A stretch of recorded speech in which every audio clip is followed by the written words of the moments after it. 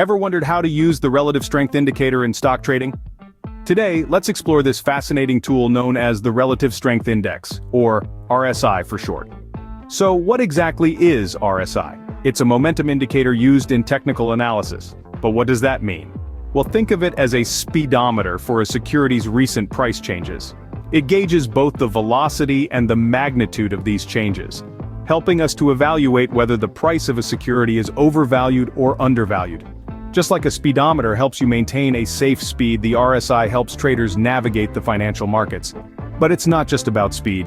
RSI is also about direction, about trends. It can act as a compass, pointing out potential trend reversals or corrective pullbacks.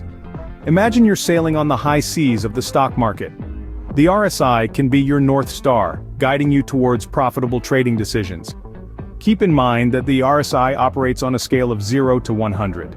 When the RSI value is above 70, it's often considered overbought, which means the security might be overvalued. Conversely, when the RSI value dips below 30, it's generally considered oversold, indicating the security could be undervalued. While the RSI is an effective tool, it's important to remember that it's not infallible. It's not as reliable in trending markets as it is in trading ranges. So it's always crucial to consider the primary trend of the security when interpreting RSI readings. In conclusion, the RSI is a powerful tool in the hands of traders. It's like a compass and a speedometer combined, helping you navigate the turbulent seas of the stock market, indicating trend reversals or corrective pullbacks. Stay tuned to learn more about how to calculate and interpret RSI values in the following scenes. Now you might ask, how do we calculate the RSI?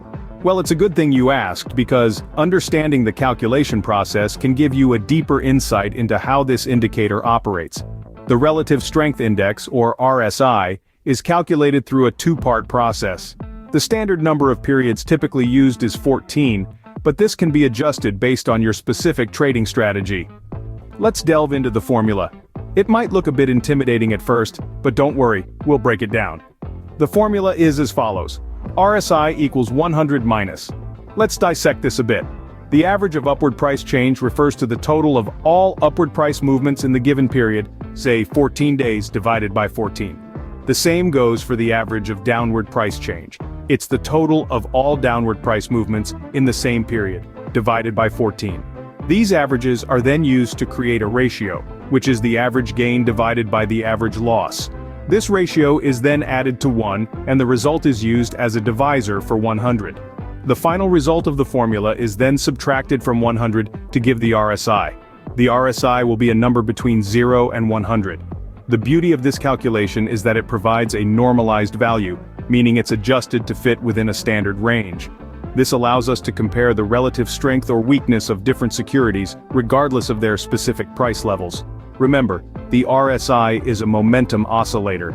It measures the speed and magnitude of price movements. Despite the seemingly complex formula, it essentially boils down to comparing the relative strengths of gains versus losses over a certain period. So, a simple formula but a lot of information packed into that little number. Understanding the RSI values is essential to making the most of this tool. It's like learning a new language where each number or range of numbers has its own unique meaning. So let's dive in and decode this numerical jargon. First things first, the Relative Strength Index oscillates between 0 and 100. Think of it as a thermometer for the market's temperature. When the mercury rises above 70, we're dealing with what's known as overbought conditions. This doesn't necessarily mean a crash is imminent, but it's a heads up that the market might be getting a bit too hot and heavy, possibly due for a cool down. On the flip side, when the RSI drops below 30, we're in oversold territory. It's like a winter's day when everyone's huddled inside. The market might be feeling undervalued, and this could be the perfect time to brave the cold and scoop up some bargains. But here's where it gets interesting. During a trend, the RSI doesn't just hang around the middle. It tends to stick to a band or range. For instance, in an uptrend, the RSI might hover between 40 and 90, barely dipping below. In a downtrend, it might swing between 10 and 60. It's like the market has its own comfort zone where it likes to stay during these trends. And that's the beauty of the RSI. It doesn't just give you a number, it gives you context. It's not just telling you what's happening, but also how the market is feeling about it. It's a measure of the market's mood, its sentiment. It tells you whether the market is feeling bullish, confident and eager, or bearish, cautious and reserved. So the next time you're looking at an RSI value, remember that it's not just a number. It's a snapshot of the market's mood, a glimpse into its collective psyche, and that's a powerful tool to have at your disposal. RSI values can give us a snapshot of the market's mood, whether it's feeling bullish or bearish. Understanding these values and what they signify can help you make more informed, calculated trading decisions. Another important concept in RSI is divergence. Now, what exactly is divergence in the context of RSI? Simply put, divergence occurs when the RSI and the price of a stock move in opposite directions. This discrepancy can be a valuable tool for traders, as it can potentially signal a reversal in the trend. Let's delve a bit deeper. Imagine a scenario where the price of a stock is making higher highs, but the RSI is making lower highs. This is known as a bearish divergence, and it suggests that the upward momentum is losing steam. On the other hand, if the price is making lower lows while the RSI is making higher lows, we call this a bullish divergence. This could indicate that the downward momentum is waning. Now let's consider some examples to make this concept more tangible. Picture a stock with a low RSI, say around 20. This indicates the stock is oversold and the price might be due for a bounce.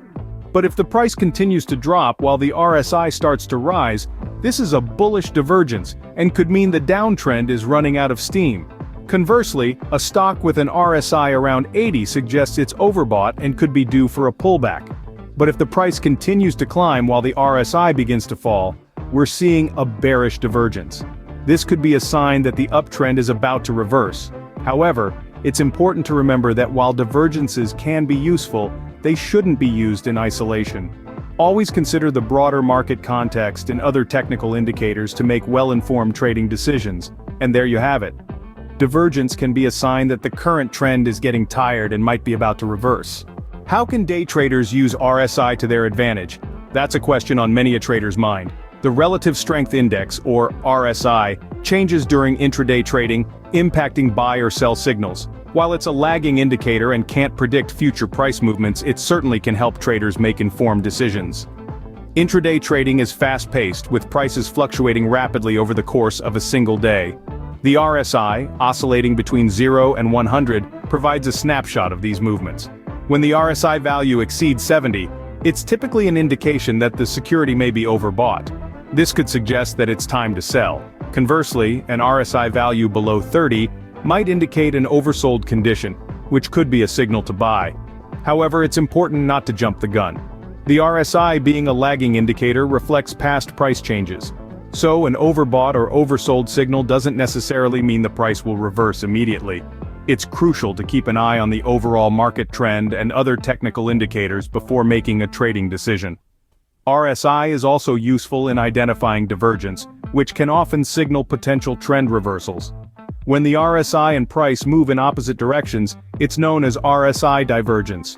For instance, if the price is making higher highs but the RSI is making lower highs, that's a bearish divergence, which could indicate an upcoming price drop.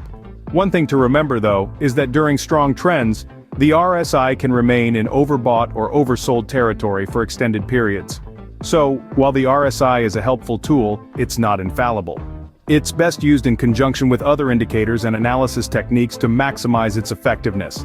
In summary, day traders can use the RSI to gauge the momentum of a security's price, identify potential overbought or oversold conditions, and spot potential trend reversals. It's a tool that can help inform trading decisions, but it should be used as part of a broader trading strategy, considering the overall market conditions and trend.